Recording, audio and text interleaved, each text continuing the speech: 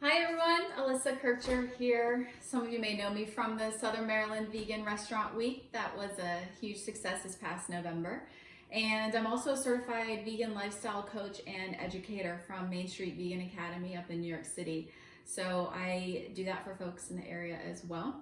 But I just wanted to take a few minutes, especially during this time of uncertainty, this time of angst and stress, added stress, to cover ways that we can help protect ourselves and boost our immune system during this time of the coronavirus, and really trying to do everything we can to take our health into our own hands and fight things off as much as possible, because let's face it, we need every ounce of help we can get. So one way to do that is by boosting your immune system and protecting your gut and focusing on gut health, which seems like a no-brainer, but I wasn't aware of this, but 80% of our immune system is controlled by our gut. So when our gut isn't healthy, then chances are the rest of us isn't healthy as well.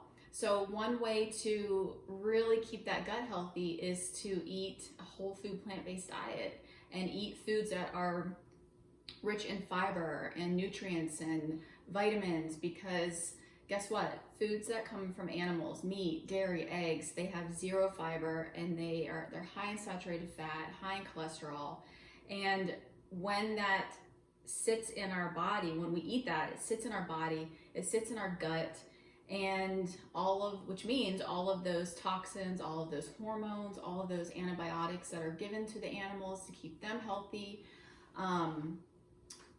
which is something that we can't fight off, that means it sits in here. And then because we aren't getting enough fiber from plant-based foods, then it's not getting pushed out. And the smoother things are going in here, the better we are. And it really boils down to a lot of that, actually.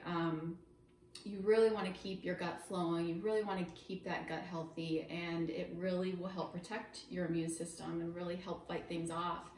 And one way to do that is by loading up especially on beans. They're high in fiber, they're high in protein, and there's a common myth that, if you just eat plants, then you're not going to get enough protein, which couldn't be further from the truth, because there's tons of protein found in beans, nuts, legumes, vegetables, fruit. There's never an issue with that.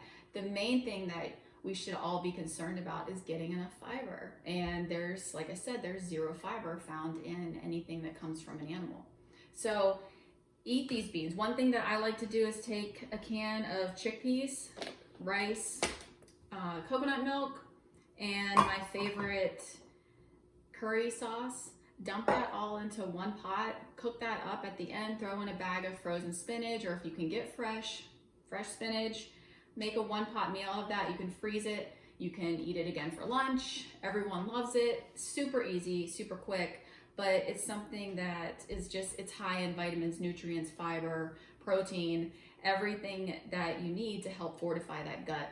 So obviously, other things you can do is take boxed rice, throw in a can of black beans in there. There you go. Throw in some frozen vegetables if you have it. I know that getting fresh is difficult right now, so anything that you can load up on frozen vegetables, broccoli, peas, beans, throw that in. They are high in iron and antioxidants, all of those things that our body needs right now, especially. So another thing is you can have the sprouted lentils on hand, other dried beans. Throw that into a crock pot or an Instant Pot and cook those all day. Add in your favorite spices, whatever you want to do to jazz it up, make it taste good. Add that in. Cashews are great to have on hand because they can be your base for creating a cashew cream Alfredo sauce, things like that. I can cover different recipes and ways to make things like that later. You can get a hold of me anytime as well. But just to have some staples on hand that really provide those nutrients that our gut needs to keep it healthy. And another huge component of that is probiotic foods. Probiotics are good bacteria. Every single day we are swallowing bad bacteria. It normally doesn't affect us because we have the good bacteria fighting that off. But if you have a low immune system, or if you're not getting enough of those probiotic rich foods, then that can lead to problems. That can lead to disease, that can lead to illness. Probiotic foods also help aid in digestion and keep things moving. They also help build your immune system, because if you have to be on antibiotics, antibiotics suppress our immune system. So what probiotics do is they enrich that gut. They help build that immune system. So probiotic rich foods, fermented foods, are sauerkraut, which you can do a plethora of things with. Add some mashed potatoes and kind of make your own pierogies.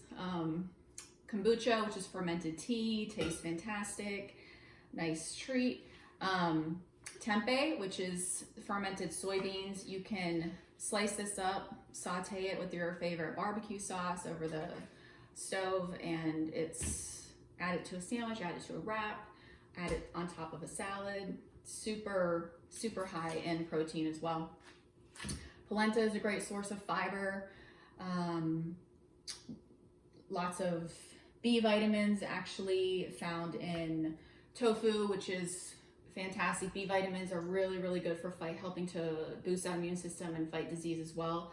Something else that you might not be aware of, garlic is a fantastic immune booster as well. It helps protect your gut. It helps fight off disease. I use garlic with everything, and who cares if you're healthy, and it tastes good, so whatever. Nutritional yeast is another great source of B vitamins as well. It adds a cheesy flavor or cheesy texture and flavor to your different sauces, different foods. There's all kinds of stuff you can do with that as well. And so basically, this is just a small little snippet, but these are things that you can buy and keep in your pantry for ages, and load up on, and pull frozen vegetables out of your freezer when you need them. But this is stuff you can have on hand. This is stuff you can make every day. It's very versatile. You can change it up. You can add different things, add different flavors, different spices, and do whatever you want.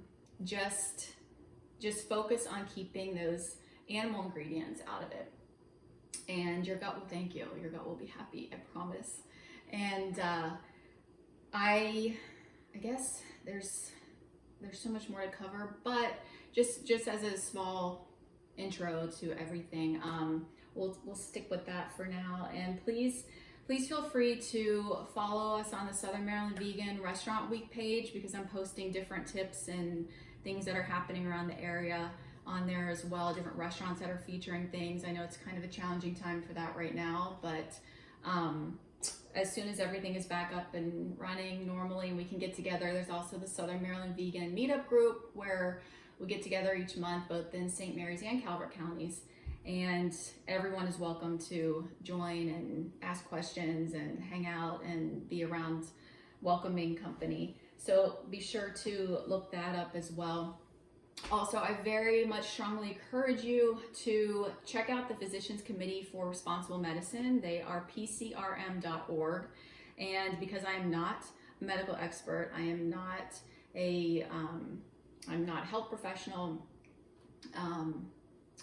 I strongly encourage you to check them out, because they cover everything and so much more when it comes to anything that has to do with plant-based nutrition, plant-based health, medical information, everything possible. They have fantastic podcasts that are just a wealth of information in and of themselves. So please check them out. And again, I will hopefully be providing more of these, and you're welcome to get in touch anytime. So thank you. Be well, be safe. Thank you.